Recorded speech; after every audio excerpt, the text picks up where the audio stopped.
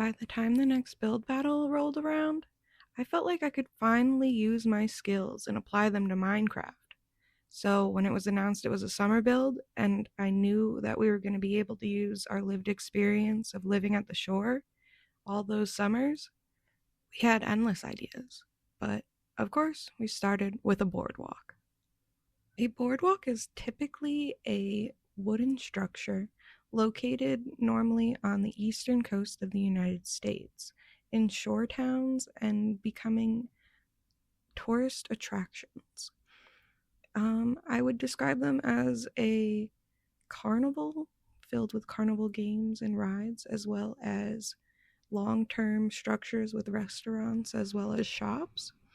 But it's basically the destination for the East Coast summer. We took inspiration from some of our favorite restaurants and attractions and brought them into Minecraft best we could. And then we just had to hope that we didn't fall short.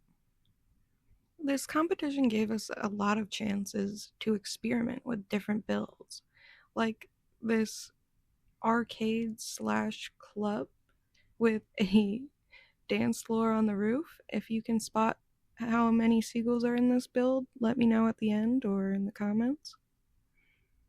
Though we love to add mobs to our builds to add life and give them depth as if there are workers there like this, we are entering this in on ExeosCraft where there is a mob cap, so we were limited.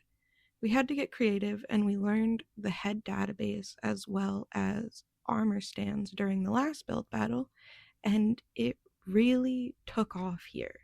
We wanted to create that immersive feeling of a bustling boardwalk, which we just couldn't do without the amount of armor stands that are here. Setting up the armor stands, it gave me the vibe of like playing a life simulator game or playing with dolls. It was amazing how many stories I could tell just by setting up different families together, different couples. And sometimes when I'm here, I forget that they're not all real people just around me.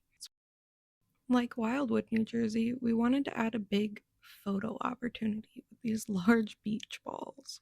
I love ideas of using ores in builds, and using these emeralds and gold as chalk drawings is absolutely perfect. As we move towards the land-based portion of the boardwalk, we have a sky ride, which is basically like a ski lift on land that takes you along the boardwalk. We also have some water ice, if you know what that is. Very different than the ice cream location on the other side of the boardwalk. And then we also have souvenir shops as well as a custom t-shirt shop featuring some of our custom app arts. And that Jaws one is a warning. And then on the side towards Minigame Main Street, we have Eggy's Cafe, where you can grab your breakfast after staying at the Retro Starlight Motel. There's tons more interior details that we just do not have time to go over today, but if you stop by Minigame Main Street, you can come check it out. Did you know that the shark attacks that inspired Jaws took place in New Jersey? Well, I did. It's my favorite movie, and that's why there's a lot of Jaws inspiration here. So let's go check out the Jaws ride. We started with an already made version of the boat from the movie called the Orca. We did add the head database to be able to label it, and did give a sign that credits the original designer, but we did customize it and turn it into a minecart roller coaster that takes you through the boat, through a couple of slime block launches, and then down into the water. And I believe you should survive if you do ride this, but safe behind the screen watching me go through. Oh gosh, who put TNT by activator rails? Alright, okay, we'll just ignore that. Anyways, this is a lovely time underwater. It looks beautiful. We get to see the builds under here and the naturally spawning shipwreck that just happened to be here. While we're going through the rest of this, I'll go over some cool things about the build.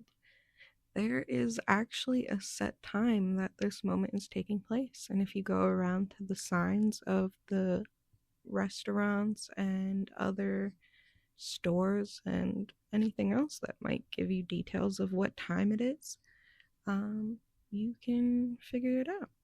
Let me know if you guys figure it out if you go to the build. Maybe you'll get something. I'm gonna be honest with you, I'm really glad we made it out of that ride together. I got a little scared there. Honestly, this is perfect timing for a house tour. You guys ready to see our beach house? This house was built to host a staff appreciation barbecue, which actually preserves the staff that we had at the time. There's a front room and a bathroom for Jeff and I, and then there's another bedroom on this floor, which we've dedicated to the owner of the server, and there's more bedrooms upstairs for the rest of the staff. Out on the back deck, the party is in full swing. And you know it, it's a double-decker deck. Then we head into this lovely, colorful room we made for Sarah. There's fish lamps. I'm pretty sure she had a fish shop at the time. If not, that doesn't make any sense. Sorry. Next, we have the game room, of course. This next room actually has 3 beds, because we're kind of convinced that cat is just 3 cats in a trench coat. So each cat gets their own bed. This last room was made for piano, so of course there's gaming and pianos in here, and he's the only one with a bunk bed. Kinda cool.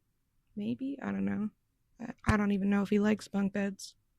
Our house has the best location, to say the least. It's right next door to this building where they do scuba classes. Pretty cool. You should definitely check it out. And also the beach. And we live right next to the accessible entrance because I am a wheelchair user, and of course I added a beach wheelchair that goes right to the water. Since this is a swimming beach, and obviously we have the ongoing shark problem, we have lifeguards on duty. At the time of this build, I really didn't think anything could beat it. So when it won, I knew going into the next build it was going to be a lot because we were competing with our past selves. Now this was a big build, but the next build is going to have to be bigger.